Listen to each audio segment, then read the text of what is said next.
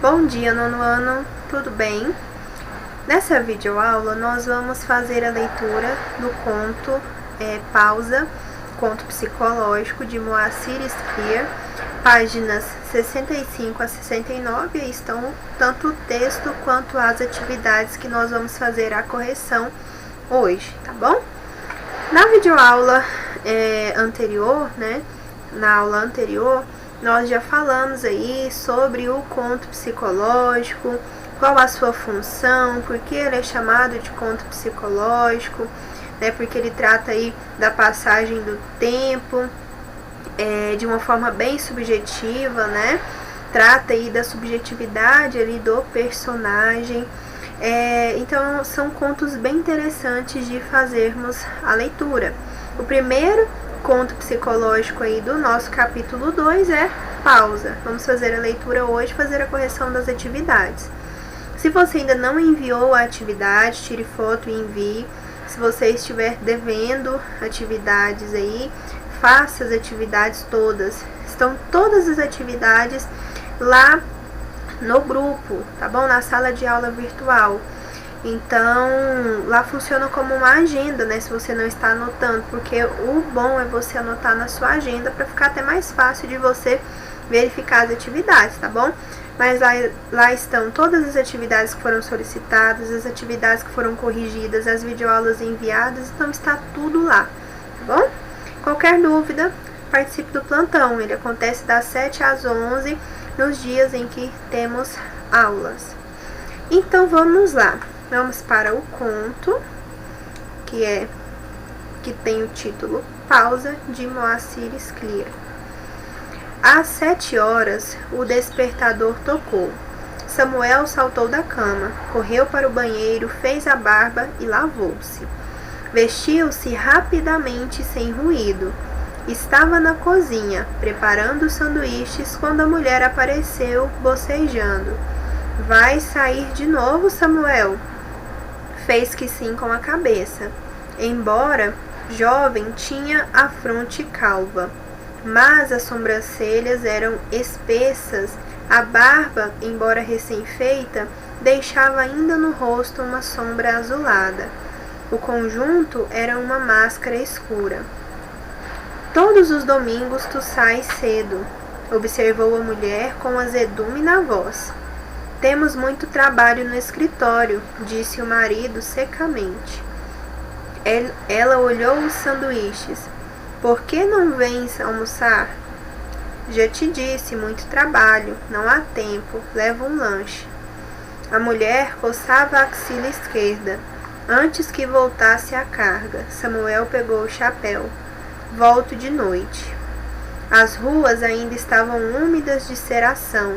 Samuel tirou o carro da garagem. Guiava vagarosamente ao longo do cais, olhando os guindastes, as barcaças atracadas. Estacionou o carro numa travessa quieta. Com o pacote de sanduíches debaixo do braço, caminhou apressadamente 2 quadras. Deteve-se ao chegar a um hotel pequeno e sujo. Olhou para os lados e entrou furtivamente. Bateu com as chaves do carro no balcão, acordando um homenzinho que dormia sentado numa poltrona rasgada. Era o gerente. Esfregando os olhos, pôs-se de pé. Ah, seu Isidoro, chegou mais cedo hoje. Friozinho bom este, não é? Estou com pressa, seu Raul, atalhou Samuel. Está bem, não vou atrapalhar. O de sempre. Estendeu a chave. Samuel subiu 4 lanços de uma escada vacilante. Ao chegar ao último andar, 2 mulheres gordas, de chambre floreado, olharam-no com curiosidade. Aqui, meu bem, uma gritou e riu, um cacarejo curto. Ofegante, Samuel entrou no quarto e fechou a porta à chave. Era um aposento pequeno, uma cama de casal, um guarda-roupa de pinho. A um canto, uma bacia cheia d'água, sobre um tripé. Samuel correu as cortinas esfarrapadas, tirou do bolso um despertador de viagem deu corda e colocou-o na mesinha de cabeceira. Puxou a colcha e examinou os lençóis com o senho franzido. Com um suspiro, tirou o casaco e os sapatos, afrouxou a gravata. Sentado na cama, comeu vorazmente 4 sanduíches, limpou os dedos no papel de embrulho, deitou-se e fechou os olhos. Dormir. Em pouco, dormia. Lá embaixo, a cidade começava a mover-se, os automóveis buzinando, os jornaleiros gritando, os sons longínquos. Um raio de sol filtrou-se pela cortina, estampou um círculo luminoso no chão carcomido. Samuel dormia, sonhava. Nu, corria por uma planície imensa, perseguido por um índio montado a cavalo. No quarto abafado ressoava o galope. No planalto da testa, nas colinas do ventre, no vale entre as pernas, corriam. Samuel mexia-se e resmungava. Às 2:30 da tarde sentiu uma dor lancinante nas costas. Sentou-se na cama, os olhos esbugalhados. Índio acabara de trespassá-lo com a lança. Esvaindo-se em sangue, molhado de suor, Samuel tombou lentamente. Ouviu o apito soturno de um vapor, depois silêncio. Às 7 horas o despertador tocou. Samuel saltou da cama, correu para a bacia, lavou-se, vestiu-se rapidamente e saiu. Sentado numa poltrona, o gerente lia uma revista. Já vai, seu Isidoro? Já, disse Samuel entregando a chave. Pagou, conferiu o troco em silêncio. Até domingo que vem, seu Isidoro, disse o gerente. Não sei se virei, respondeu Samuel, olhando pela porta. A noite caía. O Senhor diz isto, mas volta sempre, observou o homem rindo. Samuel saiu. Ao longo do cais, guiava lentamente. Parou um instante, ficou olhando os guindastes recortados contra o céu avermelhado. Depois, seguiu para casa. Então, temos um texto aí de Moacir Scliar, um conto psicológico. E por que um conto psicológico? Lembra do estranhamento que o início aí do capítulo fala? Nós tratamos na aula teórica, né, sobre o conto psicológico. Lembrando, né, que o conto psicológico ele vai tratar aí, né, do subjetivo, do sonho, da maneira como o personagem ele encara a situação, da sua percepção ali do tempo. Então é algo bem subjetivo. Antes de passarmos para as atividades, vamos ver aqui o quadrinho de vocabulário. O que é fronte? É rosto, face, testa. Cerração, nevoeiro espesso, bruma, neblina, escuridão. Atracadas, amarradas ao cais. Furtivamente, dissimuladamente, discretamente, disfarçadamente. Lanços, partes de uma escada.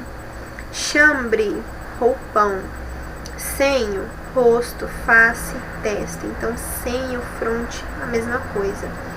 Lancinante, que se faz sentir por pontadas, picadas, fisgadas internas.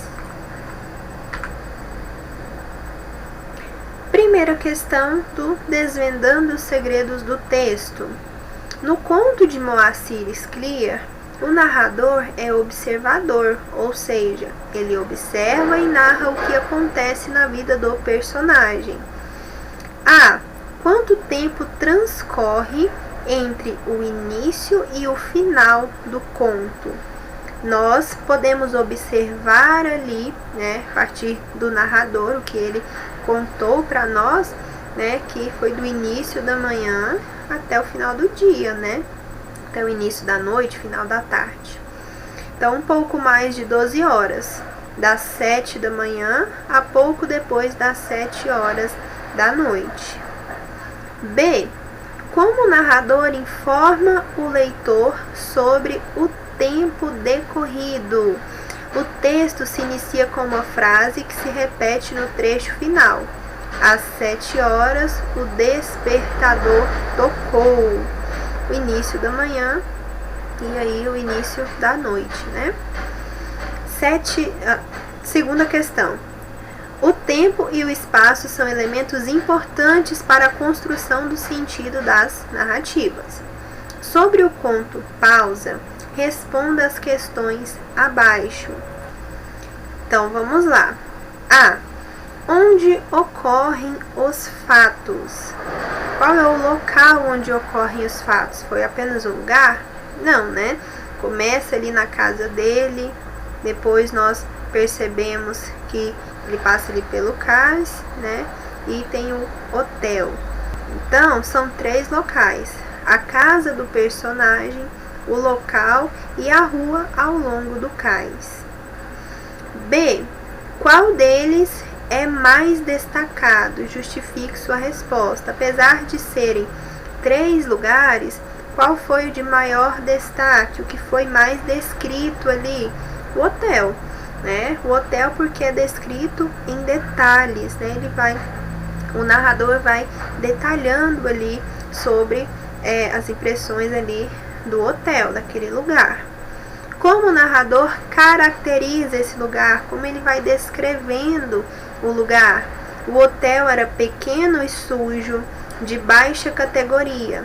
A poltrona do porteiro era rasgada. A escada que conduzia aos quartos era vacilante. O quarto era pequeno, com uma cama de casal e um guarda-roupa de pinho. A um canto havia uma bacia cheia de água sobre um tripé. As cortinas eram esfarrapadas e a colcha e os lençóis ruins. O chão era carcomido. Então, tudo isso aí de informação sobre o hotel nós temos. Terceira questão. Semanalmente, Samuel sente necessidade de dar uma pausa no seu relacionamento. Identifique no texto informações que sugerem que o personagem precisa dessa pausa. Ali no início do texto, né, nós já conseguimos identificar ali que a relação deles não está muito feliz, né, não está muito alegre. Eles trocam palavras ali não muito amáveis, né, inclusive acredito que a visão de todos ali, né, a expectativa de todos é que ele tem um relacionamento extraconjugal, né, porque ele vai para o serviço, não volta para almoçar, né, ele não deseja, não quer estar ali com ela justo no final de semana, né, no domingo. Então, o texto sugere que Samuel tem uma rotina cansativa e um casamento infeliz, com uma mulher mal-humorada e de companhia indesejável. Algumas informações presentes no texto corroboram essa compreensão, como a voz azeda da mulher, o fato de ela coçar as axilas mostrando desleixo com a aparência.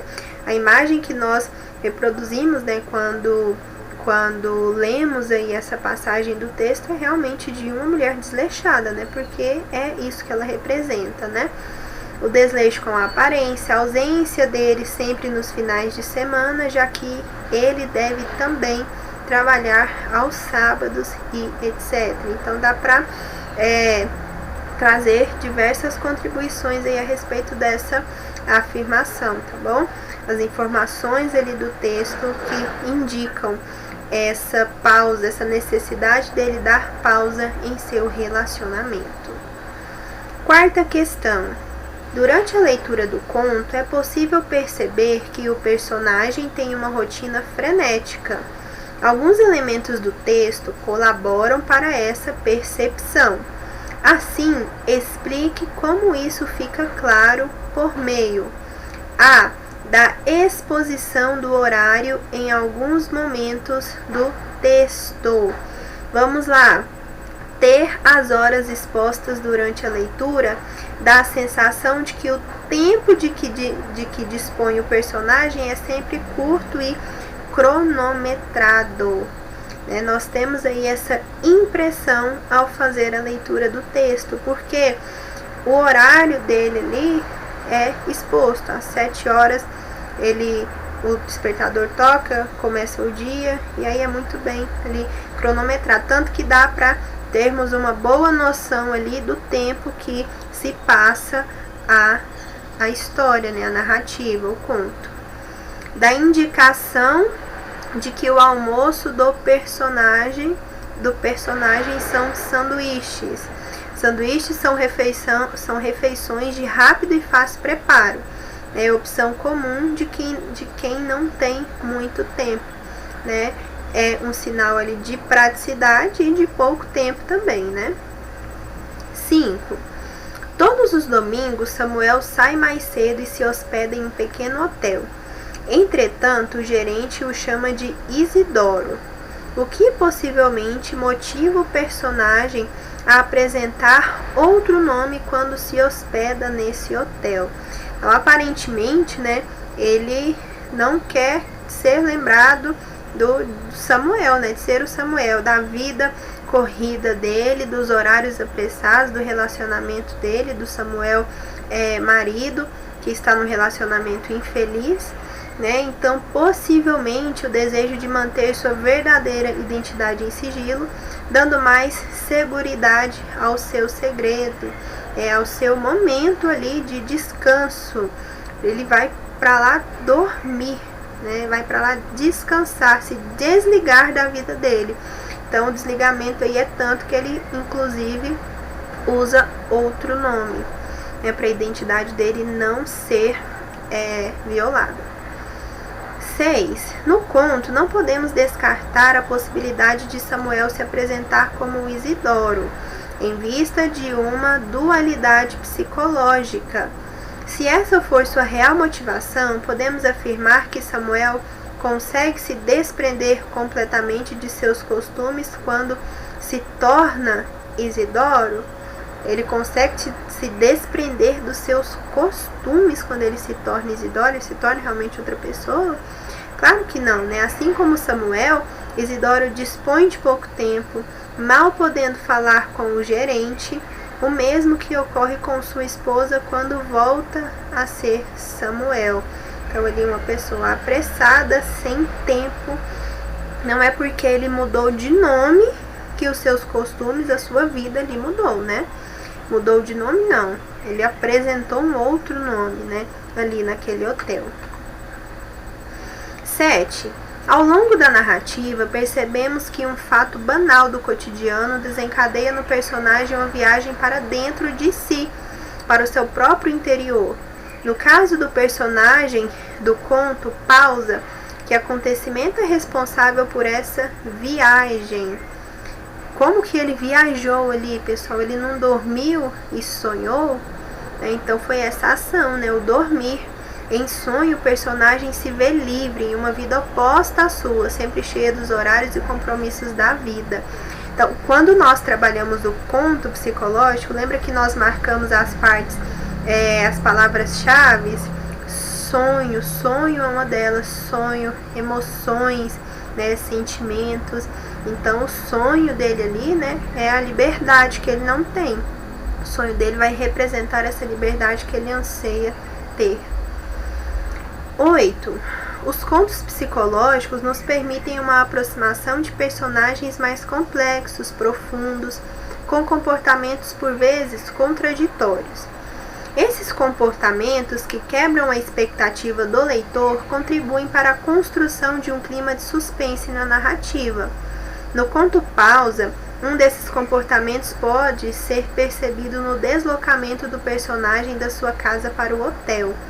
Explique com suas palavras o que sugere as ações desempenhadas ali por Samuel. Então, aqui está falando da presença do suspense, O suspense, ele não está presente apenas na narrativa de suspense, no conto de suspense, que é um gênero trabalhado lá no 8º ano. Talvez vocês podem até se recordar aí, Mas nós temos aqui a presença do suspense aí na narrativa desse conto. É no início do conto ali, no deslocamento dele, é bem nítido a questão do suspense, né? Então, ao se deslocar para o hotel, Samuel dirige aparentemente distraído, sem pressa, como se aproveitasse o momento. Mas ao chegar perto do hotel, estaciona o carro a 2 quadras de distância, como se desejasse manter seu anonimato. Como se desejasse, não, né? Ele desejava manter esse anonimato. 9. Agora, considerando as reflexões que fizemos sobre a realidade física e a realidade psicológica do personagem, explique que possibilidades de interpretação nos dá o título pausa. Pense um pouco nas possibilidades de interpretação, aquela pausa ali, a pausa que ele dava à vida corrida dele, né? Que ele tinha criteriosamente todo domingo. E essa pausa, esse momento, esse descanso que ele tirava, era tanto para um descanso físico, né? Do seu corpo mesmo, e psicológico, emocional também, né? Então podemos interpretar tanto como uma pausa física que o personagem se dá a fim de descansar da correria do dia a dia, quanto uma pausa como fuga da realidade, na qual o personagem se permite viver uma vida alternativa. 10. Em que situações da sua vida você faria uma pausa? Resposta pessoal. Qual momento você faria uma pausa?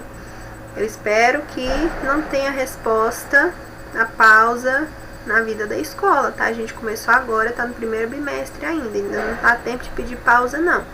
Pausa é só no meio do ano, tá? Mas a resposta é pessoal, tá bom? Você vai responder e mandar, tá? E terminamos aqui a nossa videoaula, a nossa correção das atividades do conto pausa. Qualquer dúvida que você tiver, participe do plantão, mande a sua dúvida, seu comentário, a sua sugestão, e também não deixe de enviar as atividades para o e-mail maxnayara@yahoo.com. Tenham ótimos estudos, um excelente dia e até a próxima aula.